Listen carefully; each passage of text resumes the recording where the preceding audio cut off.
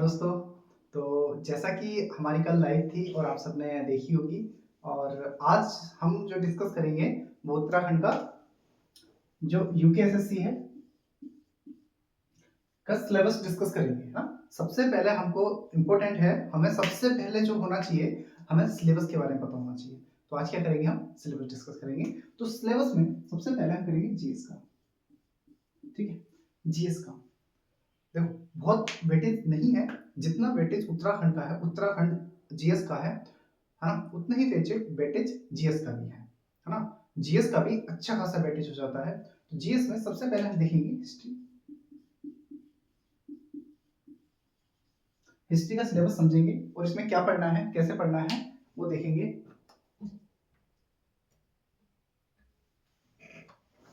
ठीक है, तो देखेंगे हम, है ना। तो जो हमारा हिस्ट्री है, हिस्ट्री में जो सबसे पहले जो टॉपिक दे रखा है वो क्या रखा है हमारा। देखो, हिस्ट्री जो स्टार्ट होता है उसको हम ज्यादातर पढ़ते हैं प्राग ऐतिहासिक काल से, है ना। प्रागैतिहासिक काल से हम काल को भी कई भागों में बांटते हैं। देखो, जो पढ़ेंगे तो बता दूंगा इसको, ये हमारे सिलेबस में दे नहीं रखा है। पाषाण काल होता है, नहीं दे रखा है। पाषाण काल, पूरा पाषाण काल, मध्य पूरा पाषाण काल, उच्च पूरा पाषाण काल, नव पूरा पाषाण काल, ये नहीं दे रखा है। तो इसको डिस्कस नहीं करेंगे। हम क्या डिस्कस करेंगे वो देखते हैं। जो हमारे उत्तराखंड के सिलेबस में दे रखा है, यूकेएसएससी के सिलेबस में हिस्ट्री का जो दे रखा है वो क्या दे रखा है, सिंधु घाटी की सभ्यता। सबसे पहला दे रखा है सिंधु घाटी सभ्यता।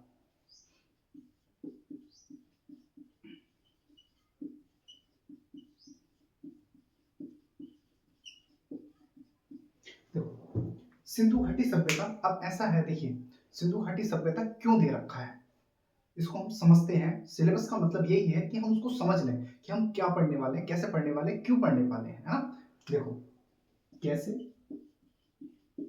क्यों, क्या, कैसे पढ़ने वाले हैं, क्यों पढ़ने वाले हैं, क्या पढ़ने वाले हैं, है ना, और किस लिए पढ़ने वाले हैं, किस लिए पढ़ने वाले हैं। ये हमारे सारे क्वेश्चन होने चाहिए। इंपॉर्टेंट क्वेश्चन यही होते हैं, कैसे, क्यों और क्या, है ना, और किस लिए पढ़ेंगे। ये सारे टॉपिक हमारे इंपॉर्टेंट हो जाते हैं। तो अब देखिए कैसे पढ़ेंगे और क्यों पढ़ेंगे और क्या पढ़ेंगे। ठीक है, इसको हम समझते हैं। क्यों, सबसे पहले हम देखेंगे क्यों, सिंधु घाटी सभ्यता क्यों। देखो, सिलेबस में सिंधु घाटी सभ्यता क्यों दे रखी है। देखिए, अगर आप वीडियो बनेंगे, वीडियो, बीपीटीओ, जूनियर असिस्टेंट, है ना, एक सभ्य आदमी बनोगे कि नहीं बनोगे, एक सभ्य आदमी बनोगे। सभ्य आदमी के लिए हमारी जो नगरीय सभ्यता है, सिंधु घाटी सभ्यता में कैसी सभ्यता थी, नगरीय सभ्यता थी। तो देखो, अब जब वहां नगरीय सभ्यता थी तो वहां का प्रशासन कैसा था, है ना। आप प्रशासन संभालोगे, प्रशासन कैसा था, नगर कैसे बने हुए थे, उनकी सड़कें कैसी बनी हुई थी, उनके जो खेत थे वो किस तरह से थे, उनके जो घर बने हुए थे उनकी बाउंड्री कैसे थी, कितने मंजिला थे, क्या मंजिला थे या नहीं थे, ये सारी चीजें हमें समझनी होती हैं। तो सिंधु घाटी सभ्यता का टॉपिक पटवारी के एग्जाम में या यूकेएसएससी ने क्यों दे रखा है, क्योंकि आप तुम समझो कि आपका इतिहास कहाँ से था, एक नगर से शुरू हुआ था। आपका इतिहास जो शुरू हुआ था एक नगरीय सभ्यता, सबसे पहले हमारी नगरीय सभ्यता या पूरी विश्व की सबसे पहले नगरीय सभ्यता सिंधु घाटी सभ्यता। तो सिंधु घाटी सभ्यता में इसमें दे भी रखा है, इसमें क्या दे रखा है कि नगर क्या था, समाज कैसा था ना, इसका नगर कैसा था, या नामकरण, नामकरण कैसा था, ये समझना है हमें। नामकरण क्यों हुआ, हड़प्पा पढ़ा तो पढ़ा क्यों, सिंधु घाटी पढ़ा तो पढ़ा क्यों, मोहनजोदड़ो की सभ्यता पढ़ा तो पढ़ा क्यों, है ना, या फिर और भी सभ्यता इसको बोलते हैं। तो इन सभ्यता इसके नाम क्यों पड़े, तो हम नामकरण समझेंगे, है ना। हड़प्पा क्यों पढ़ा, जब मैं आपको हिस्ट्री पढ़ाऊंगा तो इस सारी चीजों को बड़े बारीकी से समझाऊंगा कि हड़प्पा क्यों पढ़ा, मोहनजोदड़ो क्यों कहा जाता है, इसको विश्व की सबसे पहली नगरीय सभ्यता क्यों कहा जाता है, इसको सिंधु घाटी की सभ्यता क्यों कहा जाता है, घाटी की सभ्यता क्यों कहा जाता है। हाँ, यहाँ पर कृषि थी नहीं थी, व्यापार था नहीं था, क्या था, यहाँ के सिक्के कैसे थे, कैसे लोग काम करते थे, तो ये सारा कुछ हम समझेंगे सिंधु घाटी सभ्यता में। सबसे पहला हमारा टॉपिक यही है, सिंधु घाटी सभ्यता का नामकरण। उसके बाद यहाँ पर सामाजिक और आर्थिक स्थिति कैसी थी, है ना, सामाजिक, आर्थिक स्थिति, है ना। देखो, सामाजिक स्थिति, समाज कैसा था, क्या पितृसत्तात्मक था या मातृसत्तात्मक था, या समाज बहुत ज़्यादा धनाढ्य था, धनाढ्य का मतलब ये होता है बहुत ज़्यादा उनके पास धन था, या वो पशुपालक थे, या वो कृषक थे, या वो सैनिक थे, या वो पुजारी वर्ग था, या पुरोहित वर्ग था। वो वर्ग था तो कैसा वर्ग था, इस चीज़ को हमें बड़े आराम से समझना, बारीकी से समझना है। ये हमारा क्या है, सिलेबस है। इस सिलेबस को समझोगे तभी एग्जाम में तुम कर पाओगे कुछ, है ना। तो चलो नेक्स्ट देखते हैं हम।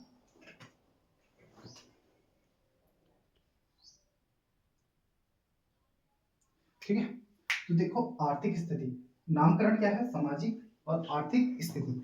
आर्थिक स्थिति का मतलब उनको पैसा कहाँ से आ रहा था, वो किस चीज से अपनी आर्थिक स्थिति चला रहे थे, पैसा कहाँ से आ रहा था और उसके पास धन कहाँ से आ रहा था, ये सारी चीज समझनी है। क्या उस टाइम पर जितनी हमारी सभ्यता थी, जैसे कि नगरीकरण हो गया ना, नगरीकरण बहुत ऐसा ऐसा पूछा जाता है कि विश्व की पहली शहरी सभ्यता कौन सी थी, तो हमारी नगरीय सभ्यता थी। विश्व की पहली ग्रामीण सभ्यता मेसोपोटामिक सभ्यता। क्या इन दोनों में कोई समानता थी, क्या इन दोनों के लोग आपस में व्यापार करते थे। फारस, जैसे फारस की सभ्यता पढ़ते हैं, मिस्र की सभ्यता पढ़ते हैं, नील की सभ्यता पढ़ते हैं, है ना, वांगो की सभ्यता पढ़ते हैं हम, नील नदी की सभ्यता पढ़ते हैं हम, पीली नदी की सभ्यता पढ़ते हैं हम, है ना, सपाटा की सभ्यता पढ़ते हैं, रोम की सभ्यता पढ़ते हैं। इन सारी सभ्यताओं के साथ क्या इनके क्या होते थे, व्यापार होता था या नहीं होता था। यहाँ पर मुद्रा थी या नहीं थी। आर्थिक स्थिति का मतलब ये हो गया कि मुद्रा थी या नहीं थी। तो मुद्रा, मुद्रा के बारे में कैसे पढ़ना है, मुद्रा किस तरह से करती थी, पंचमार्क सिक्के क्या होते थे, है ना, ये सारी चीजें हम देखेंगे यहाँ पर, क्योंकि ये इन्होंने बोल रखा है ना, ये चीजें पढ़नी है आपको, तो यही चीजें पढ़ेंगे। उसके बाद देखो यहाँ पर इसमें जो आपका सिलेबस है ना, उसमें है नगर नियोजन, है ना, नगर नियोजन में भवन निर्माण। नेक्स्ट है भवन, नगर नियोजन, नगर नियोजन व भवन निर्माण, भवन निर्माण। देखो अब इसमें सबसे अच्छी समझने की बात यह है, नगर नियोजन। नगर नियोजन का मतलब ये होता है, वहां पर ड्रेनेज सिस्टम कैसा था, ड्रेनेज सिस्टम कैसा था, है ना, वहां पर ड्रेनेज सिस्टम कैसा था, मतलब नाली, पानी निकलता था या नहीं निकलता था, पानी कैसे निकलता था, है ना, क्या नालियां सुव्यवस्थित थी या नहीं थी, है ना, नालियों में पानी रुकता था या फिर बह जाता था, सड़कें कैसी थी, सड़कें चौड़ी थी या छोटी थी, सड़कें क्या, मकान जो होते थे वहां पर सड़क के किनारे बने होते थे। नगर नियोजन मतलब नगर कैसे नियोजित होगा, नियोजित तरीके से, है ना, पानी की व्यवस्था कैसे होगी। देखो ये चीजें होती है ना, हमारे यहाँ पर क्या होता है, शिक्षा, स्वास्थ्य, पानी, सड़क, बिजली, इन सारी चीजों को जब व्यवस्था हो जाती है तो नगर का निर्माण हो जाता है, नगर नियोजन उसको कहते हैं। अब इसमें देखो भवन निर्माण, भवन निर्माण का मतलब ये हो गया जो भवन बनेंगे, भवन, भवन मतलब घर, जो घर होंगे वो एक मंजिला होंगे, दो मंजिला, तीन मंजिला, या भवन सटे हुए होंगे या दूर दूर होंगे। भवन की बाउंड्री कैसे होगी, भवन को कौन डिसाइड करेगा कि भवन कैसे बनेंगे, उनके लिए कौन खाका तैयार करेगा, तो ये हो गया भवन निर्माण। तो भवन निर्माण हम देखेंगे, है ना, ये हो गया हमारे सिंधु घाटी सभ्यता का, बस इतना सा है, नगर निर्माण, सामाजिक आर्थिक स्थिति और नगर नियोजन और भवन निर्माण। आपको ये सिलेबस बहुत अच्छे से मेरे साथ साथ नोट डाउन करते करके चलना है, आपका पूरा सिलेबस दिखा दूंगा और समझा भी दूंगा,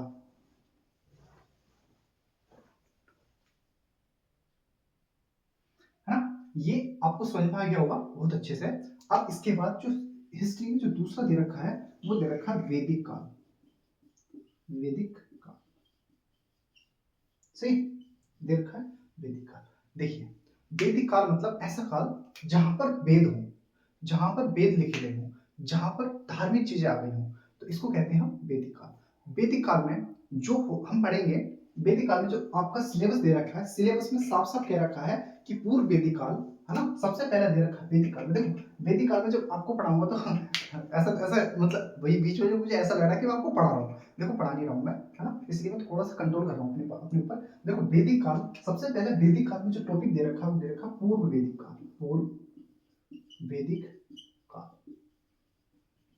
देखो पूर्व वैदिक काल मतलब ऋग्वैदिक काल, ऋग्वैदिक काल हम समझेंगे। देखो इसमें क्या होता है ना, वेदों की रचना हुई थी, तीन वेद पूर्व वैदिक काल में लिखे गए थे, है ना, है ना, कौन कौन से वेद, ऋग्वेद, यजुर्वेद, सामवेद, ये तीन वेद पहले लिखे गए थे, इसलिए इनको वेद त्रयी बोलते हैं। एक वेद लास्ट में लिखा गया था जिसको बोलते हैं अथर्ववेद, वो लिखा गया था कब, उत्तर वैदिक काल में। देखो वैदिक काल का मतलब ये हो गया, वैदिक काल का मतलब जिसमें वेद लिखे गए हों, जिसमें हमारे बहुत सारे रीति रिवाजों को लिखा जा रहा हो, समाज कैसे रहेगा, क्या करेगा, उसमें वर्ग क्या होंगे, समाज। देखो पूर्व वैदिक काल में क्या होता था ना, सामाजिक डिवाइड था कर्म के आधार पर कि कौन सा क्या कर्म करेगा, उसके आधार पर इसको डिवाइड किया गया था। इसके बाद हम देखते हैं, अब इसमें आप देखो मैं अपनी तरफ से कुछ नहीं बताऊंगा, कुछ भी नहीं बताऊंगा, एक टॉपिक भी बताऊंगा तो वो आपके सिलेबस में से बताऊंगा, है ना। तो पूर्व वैदिक काल में सबसे पहले जो कहा गया है, ये कहा गया है कि सामाजिक, आर्थिक और धार्मिक स्थिति, कैसी स्थिति, सामाजिक, आर्थिक, है ना। पहले समझिए सामाजिक, समाज कैसा था, क्या समाज में महिलाओं की स्थिति ठीक थी या खराब थी, क्या यहाँ पर भी दलित, शूद्र वर्ग या उच्च वर्ग या आर्य, यहाँ पर उनके कार्य क्या क्या थे, क्या कार्य जन्म के आधार पर थे या कार्य उनकी स्थिति के आधार पर थे, क्या यहाँ पर वर्ण व्यवस्था या रंग व्यवस्था आ चुकी थी। वर्ण व्यवस्था, वर्ण का मतलब होता है रंग, किसी चीज का रंग डिसाइड करना, तो रंग के आधार पर लोगों को क्या कर दिया गया था, डिवाइड कर दिया गया था। यहाँ पर जो व्यवस्था थी, वो सामाजिक जो व्यवस्था थी वो पूरी तरह से रिजिड नहीं थी, बहुत कठोर नहीं थी, यहाँ पर सरल व्यवस्था थी। एक ही परिवार में आपको 4 वर्ग दिख सकते थे, एक व्यक्ति जो पढ़ने का काम कर रहा था, एक व्यक्ति जो रक्षा काम कर रहा था, एक व्यक्ति जो साफ सफाई काम कर रहा था। तो इस तरह से सारे वर्ग अलग अलग दिखाई दे रहे थे, मतलब एक घर में आप बहुत सारे लोग काम कर सकते थे, है ना, एक घर में कई सारे वर्ग मिल सकते थे, है ना। तो और क्या था, अब यहाँ पर देखते हैं आर्थिक स्थिति। यहाँ पर गाय जो थी पवित्र पशु बन गई थी, गाय पालतू बन गई थी, गाय के लिए युद्ध किए जाने लगे थे, गविष्टि जैसे आप सब सुनेंगे। तो समान आर्थिक स्थिति हो गई। आर्थिक स्थिति, यहाँ पर कृषि इतनी अच्छी नहीं थी, यहाँ पर पशुपालन तो हो चुका था लेकिन कृषि बहुत कम स्तर पर थी, है ना, कृषि। चलिए अभी हम देखते हैं नेक्स्ट क्या क्या है, सामाजिक, आर्थिक, और यहाँ पर हम देखेंगे धार्मिक स्थिति। अब क्या देखेंगे, धार्मिक स्थिति, ठीक है। यहाँ पर ही हमें समझनी होती है धार्मिक स्थिति। वैदिक काल में धार्मिक स्थिति कैसे थी, देखो यहाँ पर एक धर्म स्थापित हो चुका था, यहाँ पर आते आते यहाँ पर हम देखेंगे कि धर्म के आधार पर यहाँ पर यज्ञ शुरू हो गए थे, लेकिन यज्ञ इतनी बड़ी स्थिति पर नहीं थे कि बहुत बड़े बड़े यज्ञ हो रहे हैं, छोटे छोटे यज्ञ होने लगे थे, यज्ञोपवीत स्टार्ट होने लगे थे, संस्कार आ गए थे, 16 संस्कार आ गए थे यहाँ पर, है ना, 16 संस्कार है ना, वो सारे के सारे संस्कार आ गए थे। महिलाओं को स्थिति थोड़ी थोड़ी सी कमजोर होने लगी थी, यहाँ पर आर्थिक स्थिति से थोड़े से मजबूत होने लगे थे, वो सारी चीजें हम समझेंगे। हाँ, और धार्मिक समझ में आ गया कि धार्मिक क्या होता है, धर्म के आधार पर चीजें चलना ना। अब क्या हो गया, सामाजिक, आर्थिक, धार्मिक, और एक हो रहा है इसमें राजनीतिक या, है ना, राजनीतिक, देखो यहाँ पर हम पढ़ेंगे, आप देखेंगे सभा, समिति, विदर्भ, विधक, विधर्थ, ऐसी चीजें आ गई थी, तीन तीन आ गए थे। सभा क्या होती थी और समिति क्या होती थी, ये सारी चीजें आ गई थी, ठीक है। तो राजनीतिक में क्या था तब, देखो ऐसा था ना, पहले क्या थे, जन से जनपद, जनपद से महाजनपद, ऐसे ऐसे चीजें बढ़ने लगी थी। लेकिन देखो यहाँ पर जो था ना, सिर्फ जन होते थे, छोटे छोटे लोग, है ना। राजनीतिक में जो राजा होता था, इनका जो मुखिया होता था, वो सब लोग उसको चुनते थे कि भाई कुछ टाइम के लिए राजा बन जा, है ना। हमारा जैसे ये स्थिति खत्म होगी, गाय के लिए जो युद्ध होता था, एक सारे लोग मिलकर उसको बना लेते थे मुखिया, मुखिया को ही राजा बोल लेते थे, है ना। तो इतना बड़ा यहाँ पर वंशानुगत राजा की स्थिति नहीं आई थी, राजनीतिक स्थिति थी, लेकिन इतनी बड़ी राजनीतिक स्थिति नहीं थी जितने हम आगे काल में देखेंगे। उसके बाद हम देखेंगे यहाँ पर, इसके बाद जो आएगा हमारा साहित्य व धर्म, साहित्य व धर्म। देखो धर्म के बारे में मैंने बता दिया, साहित्य क्या था, साहित्य भी मैंने बता दिए, जैसे वेदांग लिखे गए, है ना, जैसे कि उपनिषद आ गया था, वेदांग आ गए थे, है ना, अरण्यक आ गए थे, ऐसी ऐसी चीजें वैदिक काल में आ गई थी। तो हम वैदिक काल में ये सारी चीजें देखेंगे। आपके 2 टॉपिक कंप्लीट हो जाते हैं। यहाँ पर आपको लग रहा होगा कि सिलेबस बहुत ज्यादा बड़ा हो रहा है, लेकिन ये बड़ा नहीं है आपके लिए। अगर आप नए हो, अगर आप पुराने भी हो और आपने सिलेबस नहीं देखा और सिलेबस नहीं समझा है, तो आपकी बहुत बड़ी गलती है, बहुत ज्यादा, मतलब बहुत ज्यादा बड़ी है। और ये हम जो बैच आपके लिए लॉन्च कर रहे हैं, ये पूरा फाउंडेशन बैच रहेगा। बस आप थोड़ा सा बस धैर्य बना के आप रखे हैं, आप थोड़ा सा धैर्य बना के हमारे साथ जुड़े रहें, ये आपके लिए बहुत ज्यादा बेनिफिशियरी हो जाएगा, है ना। इस पूरा का पूरा बैच, अभी हम हिस्ट्री डिस्कस कर रहे हैं। उसके बाद आता है उत्तर वैदिक काल। क्या आता है, उत्तर वैदिक काल।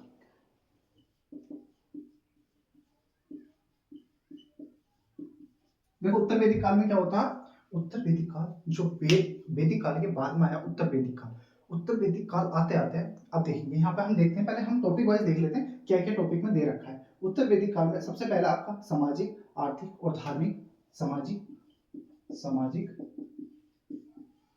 सामाजिक आर्थिक सामाजिक आर्थिक धार्मिक धार्मिक व राजनीतिक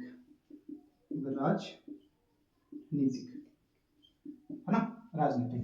तो उत्तर वैदिक काल में हमें क्या देखना है, उत्तर वैदिक काल में सामाजिक, आर्थिक, धार्मिक व राजनीतिक, राजनीतिक जीवन, राजनीतिक जीवन है ना, यही उत्तर वैदिक काल। और इसको हम क्या बोल देंगे, उत्तर वैदिक काल है ना। उत्तर वैदिक काल में राजनीतिक और धार्मिक व धर्म,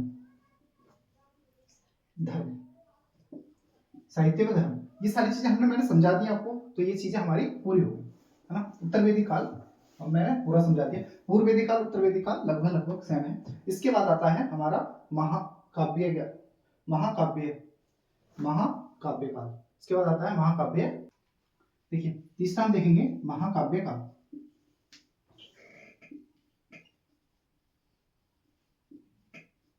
देखो महाकाव्य का मतलब, देखो काव्य क्या होते हैं, जो चीजें लिखी जाती हैं, जो चीजें लिखी जाती हैं, जिनका व्याकरण हो जाता है, जिनको परिभाषित किया जाता है ना, काव्य। काव्य हो गया ना, जैसे कि हम देखते हैं हमारे काव्य, बहुत सारे काव्य लिखे जाते हैं जिनको पुस्तकें होती है ना, ऐसे ही महाकाव्य। अब महाकाव्य देखो, जैसे हमारे अब देखेंगे हम इसमें रामायण, रामायण रामायण है ना, राम, ठीक। रामायण में ज्यादातर किसका है, राम का है ना, राम मिलन।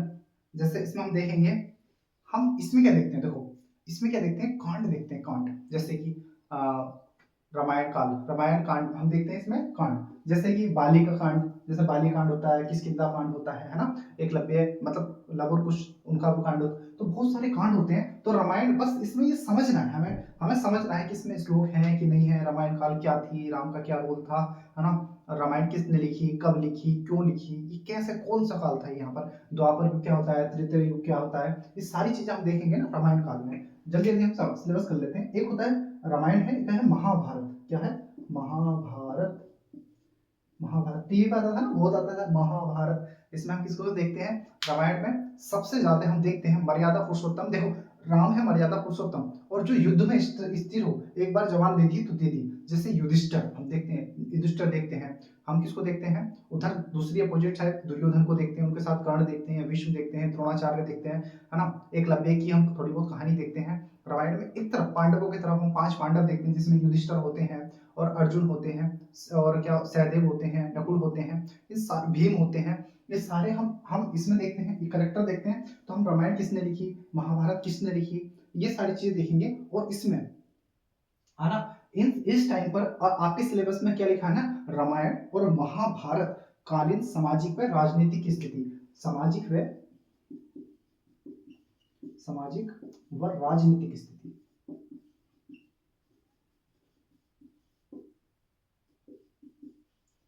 राजनीतिक स्थिति, ठीक है। आपको लग रहा होगा कि बहुत ज्यादा समझा रहा हूं मैं, ठीक है, मैं कम समझाता हूं, लेकिन पढ़ाना बहुत डीप में जाके है।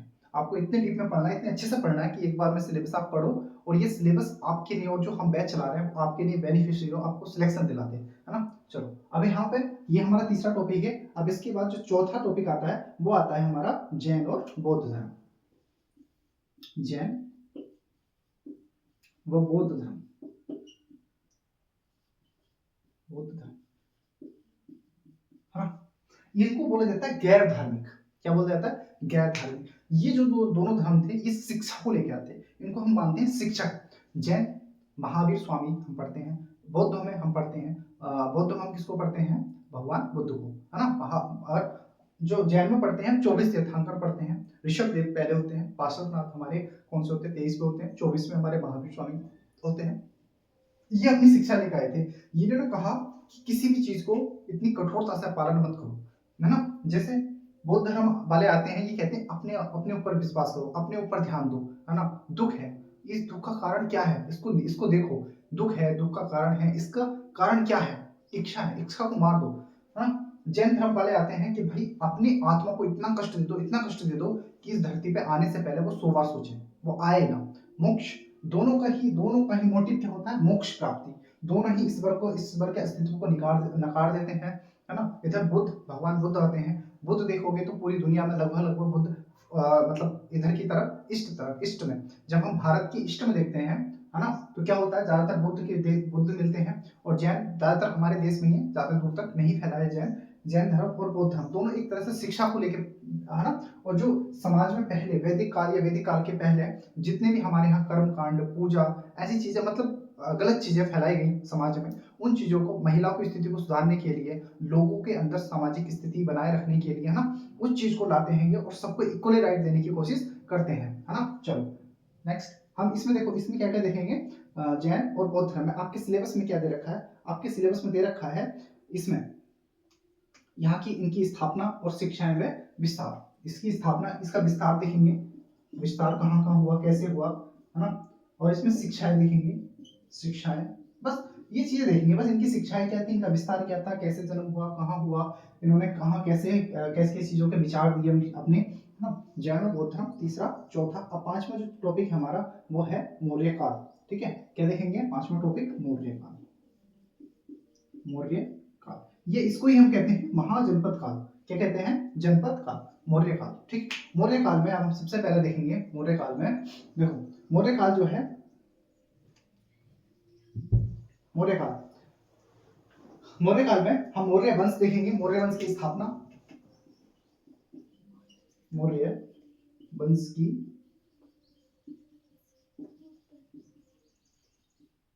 स्थापना।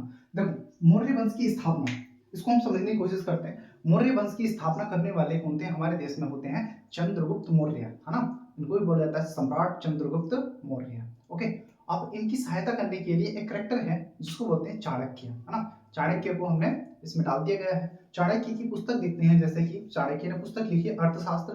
तो इन सारी चीजों को हम देखेंगे। चंद्रगुप्त मौर्य, ऐसे माना जाता है कि चंद्रगुप्त मौर्य एक शूद्र जाति से आते हैं और ये पहले शासक बनते हैं जो इस भारतवर्ष में क्या करते हैं, राज करते हैं। अखंड भारत का सपना कौन देखते हैं, चंद्रगुप्त मौर्य। इसको पूरा कौन करते हैं, इनके पौत्र या पौत्र, हाँ पोते, इनके पोते होते हैं जिनका नाम होता है सम्राट अशोक, है ना, सम्राट अशोक। आज भी भारत में उनका नाम बड़े गर्व से और बड़े सम्मान के रूप में लिया जाता है, और यहाँ तक कि विश्व में भी इनका नाम बहुत ज्यादा सुनहरे अक्षरों में लिखा हुआ है।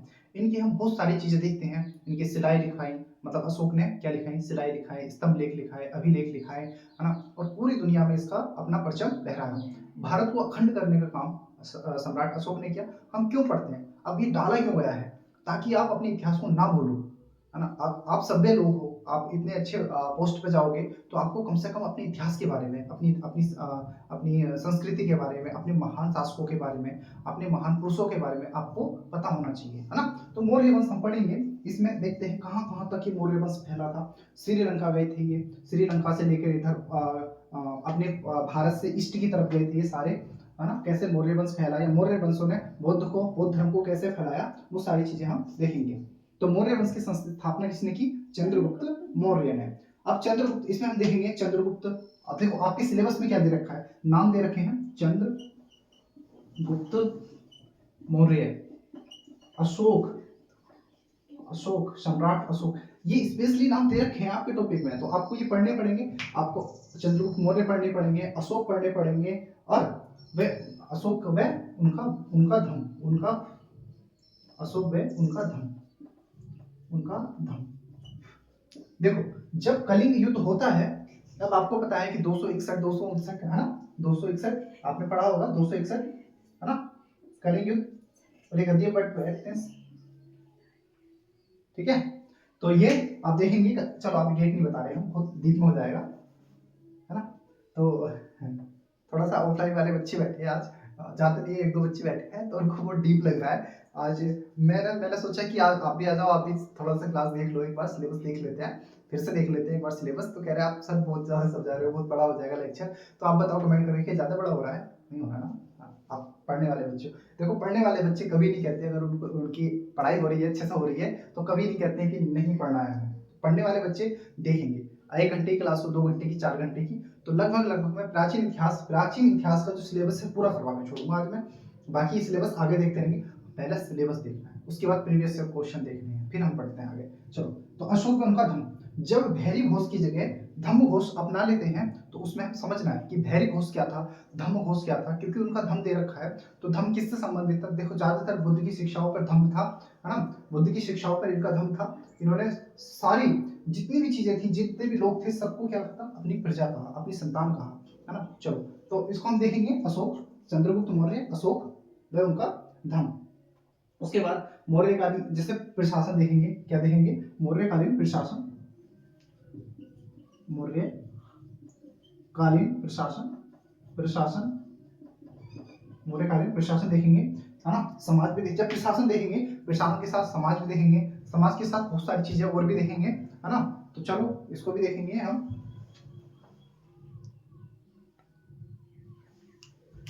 ठीक है, चलो ये हो गया हमारा मौर्य काल। अब इसके बाद आता है उत्तर मौर्य काल, मौर्य काल। छठा टॉपिक देखो, उतारते रहना, इसको उतारते रहना, सब चीज समझना।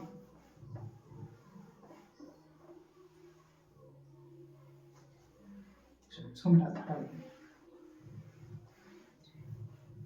चलो नेक्स्ट हम देखते हैं, क्या देखेंगे? उत्तर मौर्य काल। मौर्य काल के बाद उत्तर मौर्य काल। ठीक है, छठा उत्तर मौर्य काल,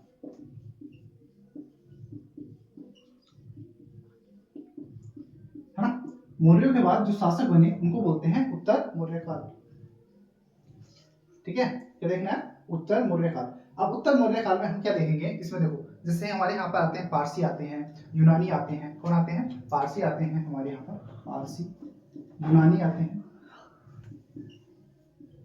यूनानी। अब ये लोग विदेशी लोग होते हैं सारे के सारे, है ना, विदेशी लोग होते हैं, ये सारे के सारे आते हैं। जैसे कि आप देखेंगे कुषाण, देखेंगे कुषाण, ये हम पढ़ेंगे, कुषाणों को पढ़ेंगे, है ना। कुषाण में सबसे सबसे शक्तिशाली शासक कौन आते हैं? कनिष्क आते हैं। आप पढ़ेंगे, आप जैसे कि शक संवत हो गया या फिर विक्रम संवत हो गया, ये सारे संवत क्यों चलाए, इनके सिक्के क्या थे, इनकी प्रशासन की व्यवस्था क्या थी, भारत में आए तो क्यों आए, भारत में किस तरह से इन्होंने शासन किया, भारत की जनता के साथ कैसा सलूक किया इन्होंने, क्या ये भी हिंदू बन गए थे या इनका अलग ही धर्म चल रहा था। तो ये सारी चीजें देखो, ये ज्यादातर जो मानते थे ना, ज्यादातर जो मानते थे, ये बुद्ध को मानते थे, जैन को मानते थे, शैव को मानते थे, हिंदू को मानते थे। अलग अलग टाइम पर आए, अलग अलग धर्मों को ये मानते चले गए। अपने यहाँ दूसरा धर्म मानते थे, भारत में आके इनका दूसरा धर्म हो जाता है। ठीक है, जैसे कि कुषाण हो गया, है ना। अब इनकी संस्कृति देखेंगे हम, जैसे कि हम इसके बाद इनका सारी चीज देखने के बाद फिर हम देखेंगे शुंग, शुंग वंश पढ़ेंगे ना, शुंग वंश। पुष्यमित्र शुंग आपने सुना होगा, पुष्यमित्र शुंग। पुष्यमित्र शुंग ही होते हैं जो मौर्य वंश के अंतिम शासक बृहदत्त की हत्या करने के बाद शुंग वंश की स्थापना करते हैं। कौन होते हैं? पुष्यमित्र शुंग। उनकी भी स्टोरी देखेंगे, कैसी स्टोरी है, क्या है उनका इतिहास, क्या रहा था, है ना। इसमें हम देखेंगे आंध्र सातवाहन, आंध्र सातवाहन। देखो आंध्र सातवाहन के बारे में पढ़ेंगे। ये आंध्र सातवाहन, ये सातवाहन बार बार हटते हैं, बार बार खत्म होते हैं, बार बार आ जाते हैं। तो ये आंध्र सातवाहन क्यों कहा जाता है, इनका नाम कैसे पड़ा, सातवाहन किस चीज के सिक्के चलाते थे, है ना, शीशे के सिक्के चलाए या सोने के सिक्के चलाए। तो ये सारी चीजें हम देखेंगे, है ना। उसके बाद हम देखेंगे गुप्त साम्राज्य। क्या देखेंगे?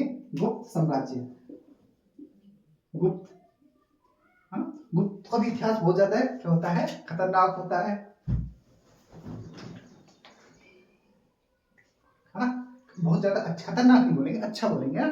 बहुत ज्यादा अच्छा होता है। इसमें बहुत ज्यादा बड़े बड़े राजा है, जैसे कि तुम देखोगे समुद्रगुप्त, समुद्रगुप्त, चंद्रगुप्त, स्कंदगुप्त, है ना, चंद्रगुप्त मौर्य, सॉरी चंद्रगुप्त मौर्य ने, चंद्रगुप्त द्वितीय, है ना। ऐसे सारे राजा आते हैं, है ना। समुद्रगुप्त का नाम सुना होगा आपने। ऐसा माना जाता है, एक कहावत बोली जाती है कि समुद्रगुप्त का घोड़ा 3 समुद्र का पानी पीता था, है ना।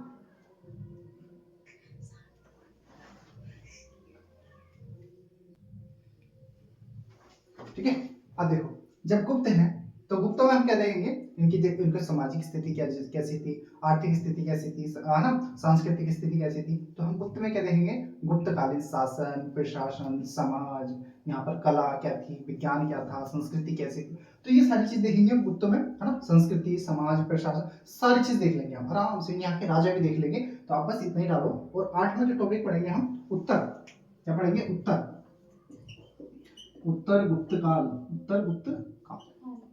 ठीक है, समझ में आया? बहुत बढ़िया से, बहुत अच्छे समझ में आ रहा होगा, आप समझ रहे होंगे और बहुत प्यार से आप समझ इसको करने की कोशिश कर रहे होंगे। जैसे हम पढ़ेंगे यहाँ पर हर्षवर्धन, क्या पढ़ेंगे? हर्षवर्धन। क्या पढ़ेंगे? हर्षवर्धन, हर्ष हर्षवर्धन, ये टॉपिक दे रखा है आपको हर्षवर्धन। हर्षवर्धन क्या होते हैं, है ना, किस वंश के राजा होते हैं ये, है ना, हर्षवर्धन किस वंश के होते हैं। हर्षवर्धन ऐसा माना जाता है कि ये राज्यवर्धन के वंश के होते हैं। कौन से वंश के, राज्यवर्धन वंश के, या फिर इसको हर्षवर्धन वंश भी बोलते हैं। और इनके पिता कौन थे, राज्यवर्धन, तो राज्यवर्धन वंश भी बोलते हैं। क्या बोलते हैं, राज्यवर्धन वंश बोलते हैं। और इसको क्या बोलते हैं, देखो इन्होंने जो राज किया था, ये कन्नौज वगैरह के क्षेत्र में क्या कर रहे थे, राज कर रहे थे, ठीक है। ये कभी हर्षवर्धन अपने आप को राजा घोषित नहीं करते हैं, राजा नहीं बनाते हैं। इनकी जो सिस्टर होती हैं राज्यश्री को गद्दी पे बैठाते हैं और अपने आप उनका प्रतिनिधित्व करते हैं ना, उनका संरक्षण करते हैं। अब ये स्टोरी में बताऊंगा आपको कैसे होता है, शशांक कौन होता है, इनके राज्यवर्धन कौन होते हैं, है ना, और हर्षवर्धन के भाई कौन होते हैं। ओके, ये सारे की सारी चीजें आपको जब हम डीप में पढ़ेंगे तो आपको बताऊंगा मैं क्या पढ़ना है, कैसे पढ़ना है। हर्षवर्धन आपका टॉपिक दे रखा है। अब इसमें हम पढ़ते हैं क्या पढ़ते हैं, राजपूत काल। क्या पढ़ेंगे, राजपूत काल। अब राजपूत काल में हम देखेंगे, देखो 4 राजपूत काल आते हैं हमारे। लोहार वंश हो गया, है ना, अच्छा ऐसा करके हम बहुत सारे वंश पढ़ेंगे। ओके, चहमान वंश हो गया, तो बहुत सारे। अब हम राजपूतों में राजपूत काल आपको मैं हिस्ट्री बताऊंगा कि हाँ राजपूतों में किस किस को पढ़ना है, कैसे पढ़ना है, क्यों पढ़ना है और क्यों पढ़ाया जा रहा है हमको, है ना। राजपूत काल, उसके बाद चोल हो गए, पल्लव हो गए, हाँ यहाँ पे पढ़ेंगे। दक्षिण भारत में चले जाएंगे, चोल आ जाएंगे, चोल पढ़ने हमें, पल्लव पढ़ने हैं, चोल पल्लव, अच्छा चेर भी पढ़ लेंगे इसके साथ ही, चोल चेर पांड्य भी यहीं देख लेंगे, इनके साथ ही, है ना, चोल चेर पांड्य। दक्षिण में चले जाएंगे, संगम काल देख लेंगे। विजयनगर साम्राज्य तो दिया हुआ नहीं है शायद सिलेबस में आपके, चोल पल्लव चेर पांड्य सॉरी है ना, ये देखेंगे। ये सारे का जो साम्राज्य होगा ये हम देखेंगे 600 से लेके 1200 के मध्य का, 600 से 1200 से मध्य का। मैंने आपका सिलेबस पढ़ा था ना, थोड़ा थोड़ा बोल रहा हूँ कि क्या है, आप बता देना कि अगर चूक जाऊं तो कुछ चीजें। तो ये आपका ये चीजें हो गई। उसमें हम क्या देखेंगे, मध्य भारत है ना, उसमें सामाजिक स्थिति क्या थी, है ना, उसमें ये सारी चीज देखनी है। संस्कृति क्या थी, संस्कृति का विकास कैसे हुआ, यहाँ पर कला कैसे आई थी, कला का विकास कैसे हुआ, कला थी नहीं थी यहाँ पर, है ना। यहाँ का आय का पहलू क्या था, आय कैसे आती थी, इनके पास पैसा कहाँ से आता था, ये सारी चीजें हम आगे देखेंगे। मतलब सिलेबस, आज हम सिलेबस देख रहे हैं, सिर्फ पढ़ाई तो हम करेंगे। देखो जिसको सिलेबस नहीं पता वो पढ़ाएगा क्या, है ना, जिसको सिलेबस ही नहीं पता वो पढ़ाएगा क्या, और जिसको सिलेबस ही नहीं पता वो पढ़ेगा क्या। तो मेन चीज है हमारा सिलेबस, है ना। आजकल तलवारों के दम पर साम्राज्य जीते नहीं जाते हैं, आजकल तलवारों के दम पर साम्राज्य जीते नहीं जाते हैं मेरे दोस्त। कलम में इतनी ताकत होनी चाहिए कि अपने सिग्नेचर से आप तख्त और ताज दोनों पलटने की हिम्मत रखनी चाहिए, है ना। आपके कलम में इतनी ताकत होनी चाहिए कि आपने अगर सिग्नेचर कर दिया ना, अगर आप वीडियो बन रहे हो और आपके कलम में इतनी ताकत है कि वीडियो ने अगर सिग्नेचर कर दिया तो राष्ट्रपति में उस पावर नहीं है कि उस सिग्नेचर को आपके बदल दे। इतनी हिम्मत, अगर बस पढ़ना है, आपको पढ़ना है, सिलेबस देखना है, उसको पढ़ना है, बस रिवीजन करना है, ज्यादा हमारे साथ बैठ के रिवीजन करना है। तो मेरे दोस्त बस आपके कलम में इतनी ताकत होनी चाहिए कि कल को अगर कोई तुम्हारे सामने खड़ा होकर तुम्हें धमकी दे रहा है ना, तो एक कलम से उसकी तकदीर, उसकी जिंदगी, उसकी काया, उसकी हर चीज पलटने की ताकत होनी चाहिए आपके अंदर। ऐसा नहीं कि आप बैठे हैं, आपको कोई गाली दे जाता है और आप तलवार निकाल रहे हैं, नहीं नहीं नहीं मेरे दोस्त, आजकल तलवार और बंदूक का दौर निकल चुका है। वो होगा कभी प्राचीन काल, मध्य काल या आधुनिक काल में। आज हमारा काल है, हम बदलेंगे और कलम से बदलेंगे, और ऐसा बदलेंगे कि किसी की औकात नहीं होगी हमारे सामने किसी की बोलने की। बस अपना कलम और अपना दिमाग और अपना सेहत, है ना, और अपना टारगेट हमेशा अपनी नजरों के सामने, अपने दिमाग में फिट रहना चाहिए। आपकी ना कलम झुकनी चाहिए, ना सर झुकना चाहिए, ना शरीर झुकना चाहिए ना। हमेशा आपको एक सशक्त व्यक्ति बनकर अपने कलम को दिखाना है, आपको समाज को दिखाना है। मुझे पता है आज तुम यहाँ पर आए हो तो इसका मतलब आपका सिलेक्शन नहीं हुआ है, या सिलेक्शन हो भी गया है तो आपको बड़ी पोस्ट चाहिए। अगर आपको बड़ी पोस्ट मिल जाए, आपने ताने बहुत सुने होंगे, हर कोई सुनता है। जब आप एक प्रिपरेशन फेज में हो तो आपके समाज, आपका घर, आपका भाई, आपका दोस्त, आपकी माँ, आपका बाप, कोई आपके साथ नहीं है, ये हकीकत है। आपको रोटी भी ताने देकर मिल रही होंगी, आपकी एक रोटी आपके घर वालों पे भारी पड़ रही होगी जब तक आप बेरोजगार हो। देखो बेरोजगारी का मतलब ये नहीं होता है कि आपके पास कुछ है नहीं, आपके पास कितना भी पैसा हो, जब तक आप कमा नहीं रहे हो, जब तक आप सरकारी जॉब में नहीं हो, जब तक आप कुछ हो नहीं, तब तक ना समाज, ना परिवार, ना रिश्तेदार कोई आपको इज्जत देने वाला नहीं है ना। तो मेरे दोस्त, बस आपसे यही रिक्वेस्ट है कि बस पढ़ो, और इतना पढ़ो, दिन पढ़ो, रात पढ़ो, चाहे कभी तक भी पढ़ो। बस आपका एक ही लक्ष्य होना चाहिए कि सिलेक्शन लेना है, और सिलेक्शन लेना है, बस लेना है तो पढ़ना है। सिलेबस इतने अच्छे से रट लो, इतने अच्छे से रट लो, एक बार देख लो सिलेबस, उसको समझो, समझने के बाद उसको बार बार पढ़ो कि क्या पढ़ना है, उठाओ टॉपिक और पढ़ना स्टार्ट कर दो। हम भी ऐसे ही करेंगे। आपका सिलेबस अगर कहीं नहीं मिल रहा है तो बस आप हमें 3 महीने दो, 3 महीने में आपका सिलेबस कंप्लीट कराएंगे। अगर 3 महीने में नहीं होता है तो हम थोड़ा बहुत ऊपर नीचे हो सकता है, क्या पता 3 महीने से पहले कर दें, क्या पता हम 3 महीने के बाद 5 महीने तक कर दें, लेकिन ये गारंटी है कि सिलेबस कंप्लीट कराने की जिम्मेदारी हमारी है, मेरी अकेले की नहीं है, मेरे साथ मेरी टीम है। जब तक मेरे साथ मेरी टीम खड़ी है, मैं किसी भी आदि तूफान से डरने वाला नहीं हूं, है ना। आपके लिए मुझसे ज्यादा मेहनत मेरी टीम कर रही है, आरती मैम, पिंकी मैम, दोनों बैठ के, वो मुझे पता है वो कितनी मेहनत कर रही है, हमेशा वो भी समाज के ताने सुन के वो मेरे साथ लगी हुई है। ठीक है, तो बस आपका यही लक्ष्य, आपका यही, हमारे लिए बस समर्पण यही होगा कि आप हमारा सपोर्ट करें। हम आपको इतना देने वाले हैं, इतना देने वाले हैं कि आपका सिलेक्शन जब तक ना हो तब तक हम आपके साथ हैं। ये चैनल सिर्फ पढ़ने के लिए नहीं, ये मेंटर, ये आपके सिलेक्शन के लिए है। तो चलो, हमने बहुत ज़्यादा बातें बोल दी, है ना, उसके लिए आपका बहुत बहुत माफ़ी चाहता हूँ। तो हम नेक्स्ट चलते हैं। हमने उत्तर वैदिक काल देखा, अब उत्तर वैदिक काल के बाद जो आता है आपका, वो आता है ना। तो सांस्कृतिक की सारी चीजें हमने देख ली। अब उसके बाद देखेंगे अरब व तुर्की आक्रमण, अरब व तुर्की आक्रमण, जो भी टॉपिक था, 7वां 6ठा 7वां, अरबी व तुर्की आक्रमण, अरबी व तुर्की आक्रमण, आक्रमण, ठीक है, अरबी व तुर्की आक्रमण, ठीक है, अरबी व तुर्की आक्रमण। देखो, अरबी और तुर्की आक्रमण, सबसे पहला अरबी आक्रमण करने वाला मोहम्मद कासिम था। 711 में पहला आक्रमण होता है हमारे यहाँ उबैदुल्लाह के द्वारा। 712 में कासिम, मोहम्मद कासिम हमारे आक्रमण करता है, सिंध पे आक्रमण करता है। उस टाइम पर एक राजा होते हैं हज्जाज, जो इसको भेजते हैं कासिम को भारत पर आक्रमण करने के लिए, है ना। इस टाइम पर एक किताब लिखी जाती है जिसको बोलते हैं चच लिखते हैं, जिसका नाम होता है चचनामा किताब से इस हमारे आक्रमण का पता चलता है, और ये सफल आक्रमण होता है। इसके बाद एक क्रम चलता है, इसके बाद सुबुक्तगीन, अल्पतगीन, उसके बाद हमारे यहाँ पर महमूद गजनवी आता है। गजनवी बहुत आक्रमण करता है, बहुत ज्यादा हमारे यहाँ पर तबाही मचाता है। सोमनाथ पर आक्रमण करता है, सोमनाथ पे 1000 साल, आज 1000 साल पूरे हो चुके हैं 2026 में, है ना।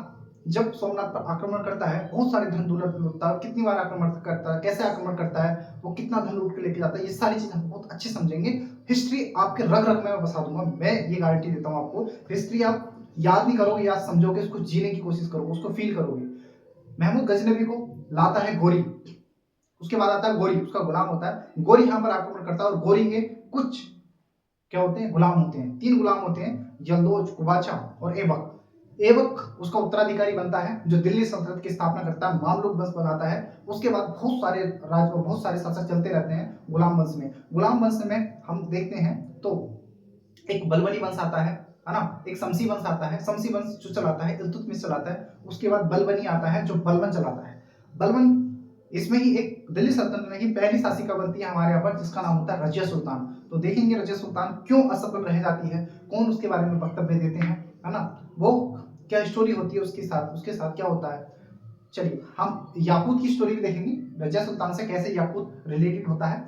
अब ये हो गया हमारा अरबी। उसके बाद देखते हैं तुर्की। अच्छा, तुर्की होते हैं, क्या होते हैं, जो ये होते हैं दिल्ली सल्तनत की स्थापना करने वाले, वो होते हैं तुर्की, ठीक है। और तुर्कियों में पहला जो आक्रमण करता है वो कौन होता है, गजनी होता है, गजनी, ठीक है, गजनी तुर्की होता है। और तुर्क आज भी भारत के अंदर मिलते हैं, बहुत सारे तुर्क जाति के लोग होते हैं, है ना।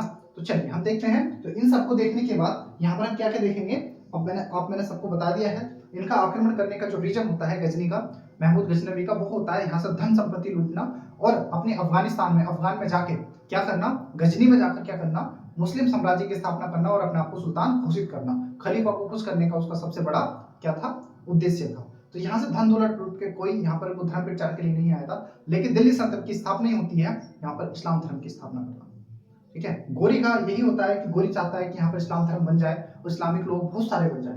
तो ये होता है हमारा सिलेबस हो गया। अब इसके बाद देखो, दिल्ली सल्तनत में बहुत सारे आते हैं, जैसे कि खिलजी वंश हो गया, है ना, गुलाम वंश, खिलजी वंश, है ना, और तुगलक वंश हो गया, सैयद वंश हो गया, और लोधी वंश हो गया, ये खत्म होने के बाद फिर हमारे आ जाते हैं मुगल। कौन आते हैं? मुगल।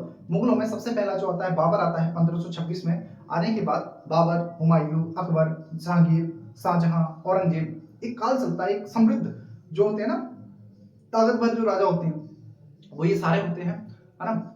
अब जब औरंगजेब की मृत्यु हो जाती है 1707 में, उसके बाद ये क्या होता है, होते रहते हैं, कमजोर होते रहते हैं। और अंतिम शासक जब अंग्रेज आ जाते हैं यहाँ पर, देखो अंग्रेजों का आगमन होने वाला है। अंग्रेज जो आते हैं सबसे पहले पुर्तगाली आते हैं 1498 में आते हैं। यहाँ पर पुर्तगाली की एंट्री हो गई होती है। अब इसके बाद आते हैं मध्यकाल में। मध्यकाल का इतिहास दिल्ली सल्तनत से शुरू होता है। आपका सिलेबस दे रखा है, मध्यकालीन इतिहास दिल्ली सल्तनत से स्टार्ट होता है और ये कहाँ तक जाता है वो हम देखेंगे। ऐसा करते हैं, आज की वीडियो छोटी रहने देते हैं, इतना ही सिलेबस आप समझिए और अगला वीडियो में नेक्स्ट पार्ट में कर देंगे हम मध्यकालीन इतिहास का सिलेबस हम समझेंगे। और आशा करता हूँ कि आपको अच्छा लगा होगा ये मेरे द्वारा समझाया गया सिलेबस, और ऐसे ही पूरा सिलेबस आपको समझाऊंगा, उसके बाद हम पढ़ाई स्टार्ट करेंगे। आपसे आशा यही रहेगी कि आप ज़्यादा से ज़्यादा हमसे जुड़ें और सब्सक्राइब करें चैनल को, और लाइक करें, कमेंट करें, और ज़्यादा से ज़्यादा लोगों को जोड़ें। आरती मैम, पिंकी मैम अपना अपना सिलेबस समझाएंगी, वो देखते हैं थोड़ा थोड़ा करके वो दोनों लोग समझा देंगे उत्तराखंड का सिलेबस। ओके, तो मिलते हैं नेक्स्ट वीडियो में। धन्यवाद, नमस्कार, जय हिंद।